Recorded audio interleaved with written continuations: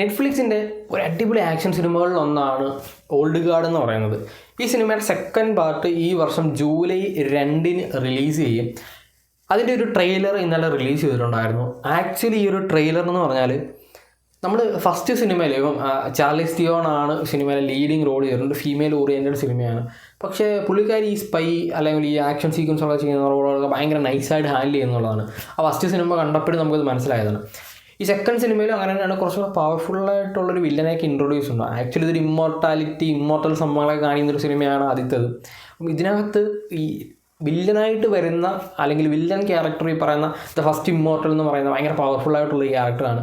അപ്പം ഇവരുമായിട്ട് എങ്ങനെ ഇത് ഫൈറ്റ് ചെയ്യുന്നു, അല്ലെങ്കിൽ കുറേ അധികം സീക്രട്സ് ഒക്കെ റിവീൽ ചെയ്യാനായിട്ടുണ്ട് ഈ ഓൾഡ് ഗാർഡ് അല്ലെങ്കിൽ ആ ഒരു ക്രൂവിനെ പറ്റിയിട്ടൊക്കെ ഉള്ളത്.